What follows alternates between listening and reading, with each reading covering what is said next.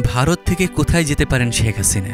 প্রধানমন্ত্রীর পদ থেকে পদত্যাগের পর দেশ ছেড়ে এখন ভারতে অবস্থান করছেন শেখ হাসিনা। তবে তার চূড়ান্ত গন্তব্য ভারত নয়। প্রশ্ন হলো, ভারত ছাড়লে কোথায় যাবেন সাবেক এই প্রধানমন্ত্রী? এ বিষয়ে ভারত সরকার পুরোপুরি নিশ্চুপ। শেখ হাসিনার পরবর্তী পরিকল্পনা নিয়ে কিছুই জানানো হয়নি। তবে বিভিন্ন সংবাদ মাধ্যম খবর প্রকাশ করেছে শেখ হাসিনা যুক্তরাজ্যে আশ্রয় চাওয়ার পরিকল্পনা করেছেন।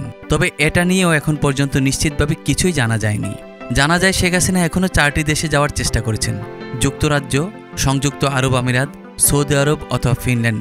অস্ট্রেলিয়া ভিত্তিক ওয়েব পোর্টাল দ্য কনভারসেশনের প্রতিবেদনে এমনটি বলা হয়েছে। তবে এমন কথা আগেও ছড়িয়েছিল বিভিন্ন গণমাধ্যমে। সেই সময়ে যুক্তরাষ্ট্রে বসবাসরত শেখ হাসিনার ছেলে সজীব ওয়াজেদ জয় জানান, তার মা আপাতত কোথাও যাচ্ছেন না, কোথাও যাওয়ার জন্য আবেদনও করেননি।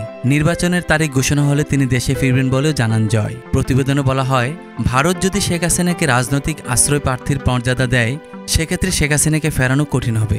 তার কারণ, কোনো রাজনৈতিক আশ্রয় প্রার্থীকে ফিরিয়ে দেওয়ার জন্য ভারতের কাছে বাধ্যবাধকতা থাকবে না। তবে ঢাকা দিল্লির মধ্যকার নতুন সম্পর্ক জোরদার করতে হাসিনা ইস্যু ভারতের জন্য অস্বস্তি হয়ে দাঁড়িয়েছে।